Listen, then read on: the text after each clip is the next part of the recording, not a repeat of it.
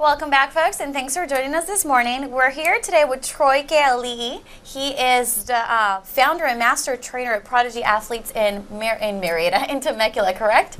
Correct. Very cool. Thank you very much for coming in. Thank you for having me. Absolutely. Well, I'm very intrigued by this program that you have going on. I mean, I've heard of many programs helping kids achieve their full potential when it comes to, becoming great athletes. But this program that you have going on is absolutely amazing. Thank you. Yes, I was watching videos and I was like, man, you put this kids through some intense stuff. We try.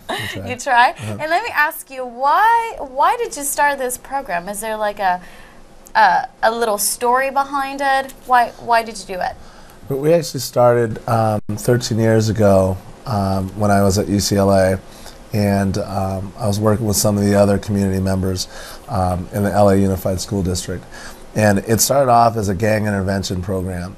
We were working to get students out of out of the situations that they were in and get them into higher education, not having the military as their only source of getting out of some of the troubles that they were in. We had a very high attrition rate, specifically within the Polynesian culture, and so we were working with ex-football players and helping that happen, and we started doing after-school mentoring programs and computer classes and tutoring, and it just worked in where the kids really respected us and wanted to hear from us and wanted to learn from us because of what we had done in football and not so much what we were preaching about in the classroom.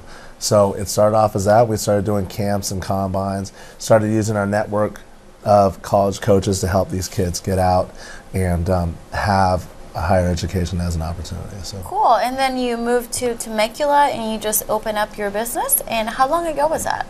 I moved to Temecula almost 4 years ago, and did it really just as an opportunity to work with kids and to help share what I know and my experience in training.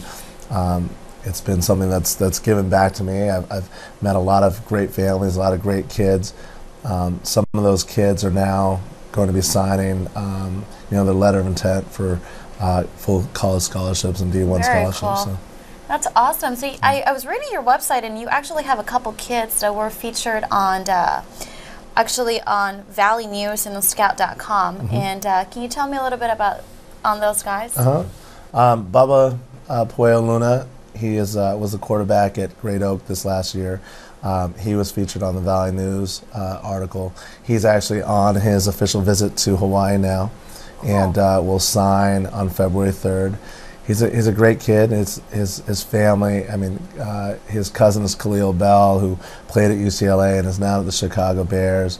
But 3 years ago when we met, D1 scholarship wasn't necessarily on the radar. Really? And it was actually his performance in track that really helped spark a lot of the interest that he's had for football. So. Very cool. And what about Ben Thompson? He was also on Scout.com.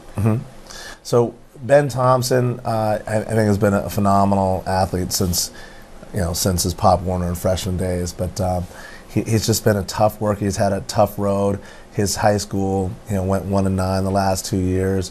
But what the coaches loved about him at San Jose State, San Jose State offered him a full scholarship, was that he was a tough kid and that he carried a 3.8 grade-point average through high school. So cool, smart kid, and also very a good athlete. Yeah, good athlete, very aggressive. And again, San Jose State was one of those programs that had some trouble with their athletes, their student athletes in the classroom. The NCAA had fined them and taken some of their scholarships away. I see. And so having been there, I think, sets a precedent of the type of student athlete they're looking for. Very cool. And so we're talking about, let's say, is your program open for any ages, or do you aim towards, let's say, high schoolers or middle schoolers? Well, actually, I think part of the problem with kids in general is that they don't understand what's expected of them coming into high school. So a lot of them just mess up their freshman year, especially athletes. they work hard on the football field, and then their junior, senior year comes and they find out they're not eligible for scholarships. Their GPA is not there. So our philosophy has always been that football or whatever sport that you play is the easy part, and that getting their academics straight is the part that really counts. So we look to develop the kids not only from a physical standpoint. Yes, we want them to understand proper lifting form. We want them to understand proper running form. We want them to have rhythm by the time they get into high school. But they also need to understand early that they need to have their grades. Otherwise, that dream of having a scholarship is not going to happen. So do your kids have to maintain a certain Yes. GPA to stay in the program? Yes. So it's a minimum 3.0. If they're below wow. a 3.0, then they have to bring us weekly progress reports. And we'll set up private study sessions for them if they have to. If not, they'll be suspended from the program to find private tutoring. So, for example, Bubba Luna, who has the offer from Hawaii, his SATs weren't quite there yet. We got him just in the math section, so we got him math tutoring, and he was able to raise his SATs by 400 points. So. Wow, that's amazing. So you have to keep your grades up, otherwise you're out. Yep. Pretty much. And so are there different levels? Let's say if little kids come to you, like younger kids, so you put them in a specific class, or Yes. how do you separate them? So 3:30 to 5 o'clock, we have kind of an open gym time. Usually it's, the younger kids come at 3:30. We have 5 o'clock to 6 o'clock set up just for the younger ones, elementary school.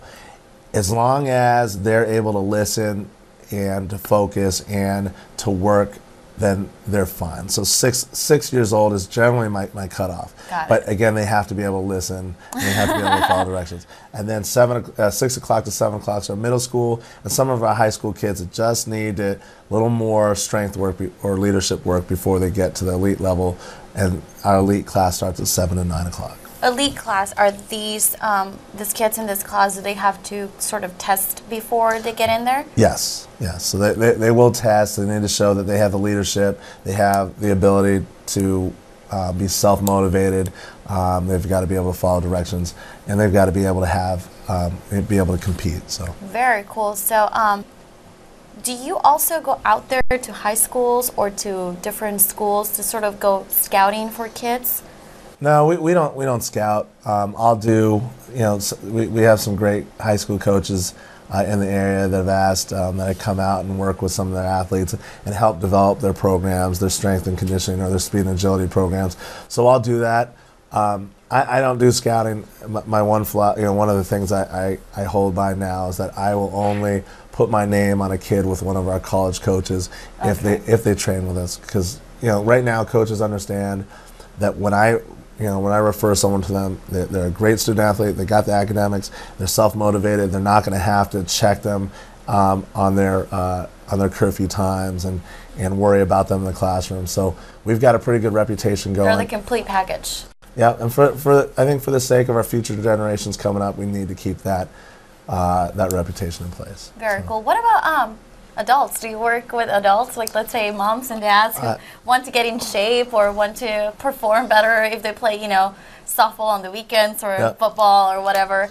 I do, and I've actually really mostly done it to train parents that wanted to train. It's been interesting, I think when you get to a certain age, I think some of my moms think that it's their right to negotiate our workouts. So it's been a struggle, but we have a lot of fun. Very cool. And are those classes, you said they were early in the morning, so there's a lot of commitment going on there. Yeah, we 6 have in the morning. 6 a.m. and 7 a.m. and then we have a 9:30. And we've got some moms that are doing like the Valley's Biggest Loser type of thing. Oh, very cool. We got moms that just want to have fun and work out, and being sore I think is part of that. So. Very cool. And let me ask you, Troy, if anyone would like to get in contact with you, have their kids come to your center, check it out, and you work with them and make them become the best athletes they can be, how can they get in contact with you? They can go through the website. It's prodigyathletes.com.